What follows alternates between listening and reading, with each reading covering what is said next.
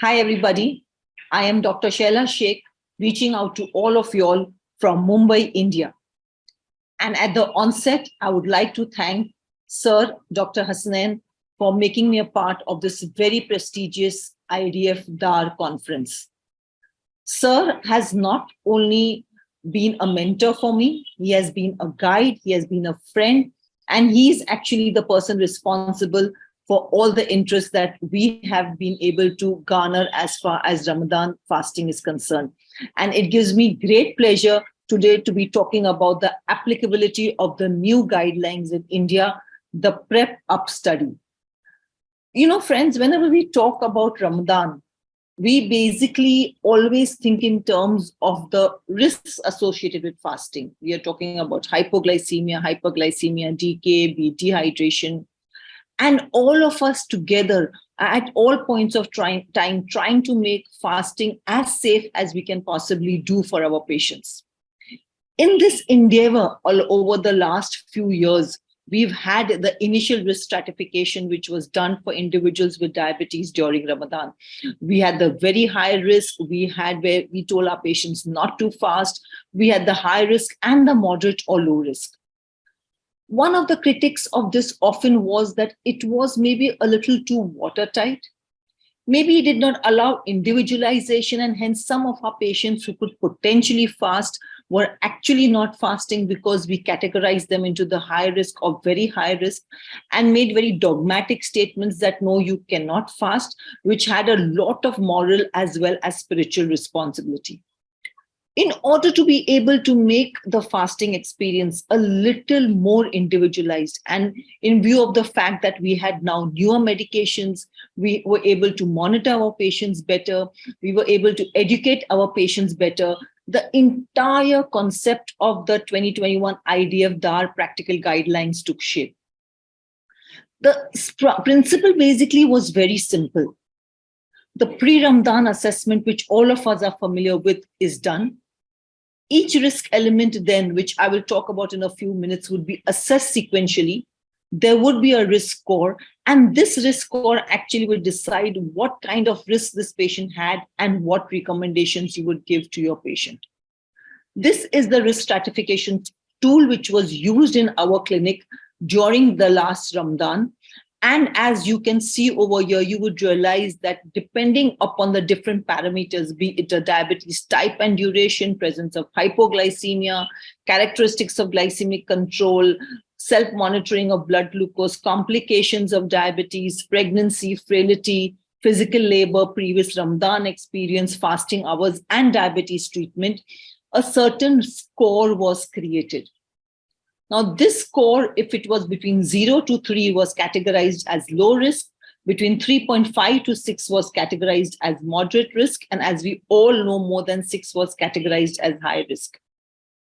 The issue that we faced was, what was the applicability of this score? How easy was it to do, or how difficult was it to do? Is it something that you and me in our clinics, and we all know the period before Ramadan, Rajab and Shaban, can be very busy as far as patients are concerned, because a number of patients do want to fast. And along with that load, we have now also started requesting our patients to sort of time the annual checkup before Ramadan. So you are seeing a very big load of patients. And would it be possible for you to actually apply these guidelines for your patients in such a busy time of clinical practice? Keeping this in mind, we thought that we want to really understand how we would apply this risk calculator for risk assessment as a team which is made up of clinicians, a team which is having a diabetes educator, a team which is having dietitians, and what kind of advice we could give our patients depending upon the score which is computed.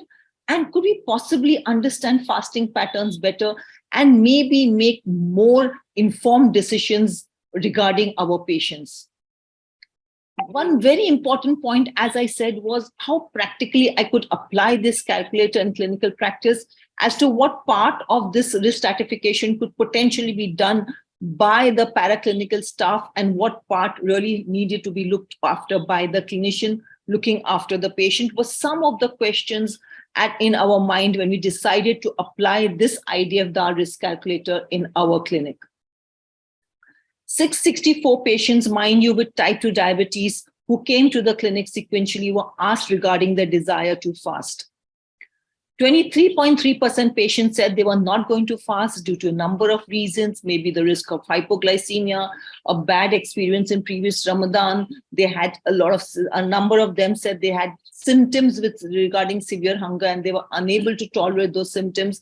There were varied reasons, to be very honest, why patients decided not to fast right at the beginning.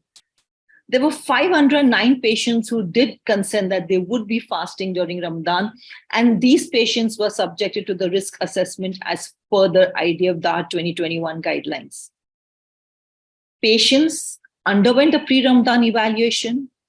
It is very important that when patients undergo a pre-Ramadan evaluation, an entire family is educated regarding Ramadan management in a patient with diabetes, because a patient requires the support of an entire family. I would not only say family, an entire community when they fast during Ramadan, so that we can make it a seamless experience for our patients. Patients who were categorized as high-risk patients were definitely given more support, were definitely looked, their results were sort of analyzed much more closely. They were asked to monitor themselves much more closely. They were given helplines to reach out to, and these patients received a lot more care and a lot more attention than patients who were in the low risk category. As I've already said, patients were categorized to the low, moderate, or high risk depending upon their risk score.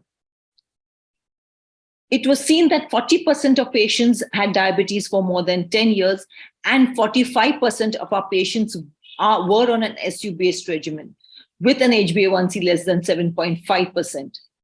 We at this point of time know that in spite of patients being on an SU-based regimen, especially if our patients are on a glycoside regimen, as we all know, the Dire Ramadan study did show that these patients did not have an increased risk of hypoglycemia except when they did not partake suhoor or took suhoor much more earlier than the expected time period.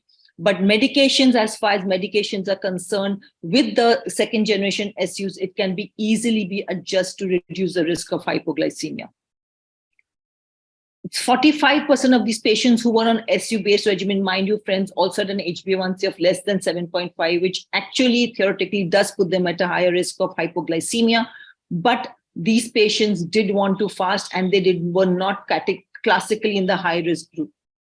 Now, when we analyzed the category stratification of our patients, what we did observe was that 34% of patients were in the low-risk category, 42% of patients were in the moderate risk category, and 24% of patients were in the high-risk category.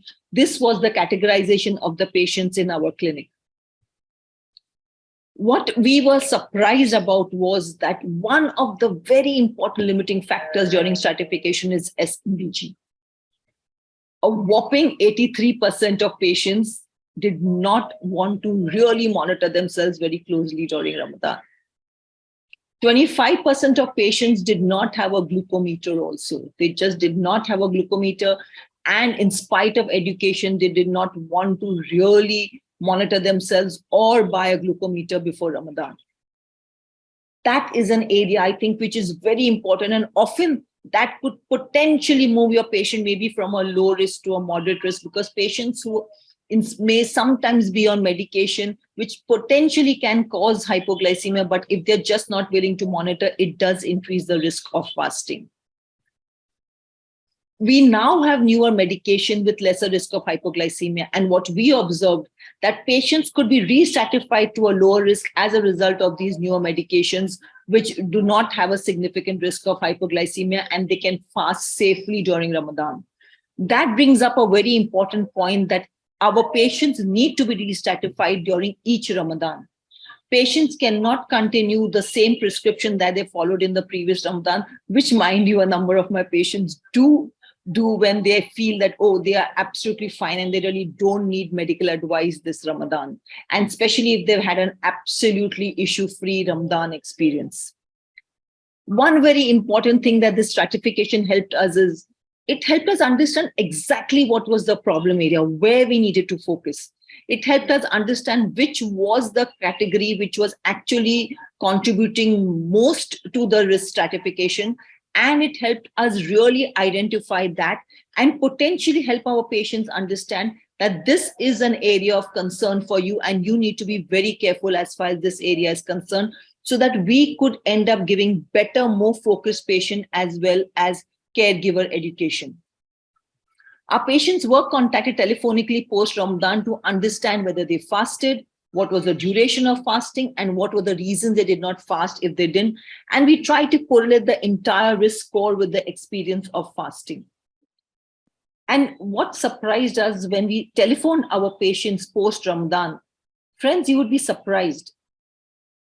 85% of patients in the low risk category fasted, which I think is something which you and me would expect. That would really not surprise us. But 80% of patients in the moderate risk category and 76% of patients, mind you, in the high risk category. And that is surprising, that 76% of patients in the high risk category did fast without any significant complication. That really sets you thinking, it sets you thinking that we really need to individualize risk stratification. We cannot afford to paint the entire picture with a single color, because in doing so, maybe we are not doing justification to our patients who want to fast in the high risk category and who actually can fast with a little help from us.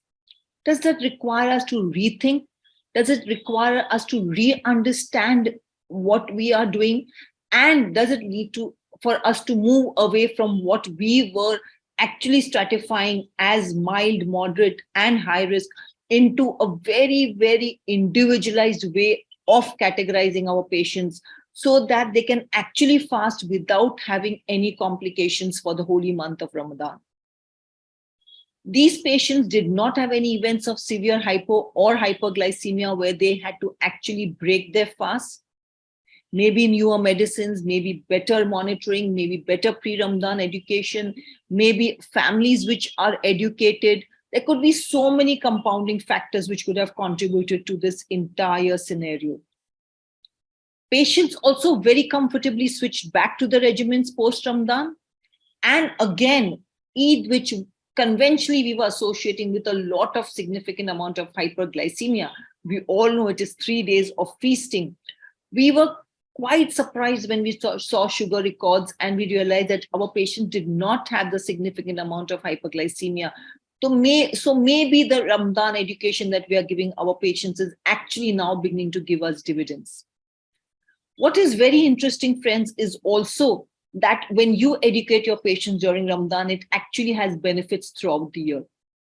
Because that 1 month of concerted education that you give your patients, actually, it is almost, sometimes I call it akin to the metabolic memory when I explain it to my students, that it could possibly be that memory which helps our patients actually have much better sugars throughout the year.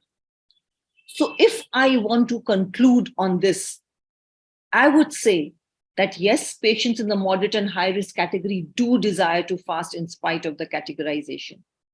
The categorization basic is a red flag that yes, these patients need more attention. Yes, we need to be more careful. Yes, we need to be sure that they can fast, and if they cannot, we tell them, no, you cannot fast. What is also very important, that it is possible to do all this in a busy clinical practice. It is possible for you and me, with a little help from a paramedical staff, who can potentially actually fill half the form before the form comes to you. And it is very easy for you to really understand what category of what kind of risk your patient has when the patient is sitting across you. As I said, high risk patients, we all know we've been all discouraging them from fasting, and we continue to discourage high risk patients from fasting if we think it is not safe. That goes without saying. But if your patients are still going to insist on fasting, then I think we also need to identify very, very categorically what kind of limiting factors we have and try to work on them so that we are able to help these patients make their fasting experience a much safer one. As I said, monitoring remains an area of concern.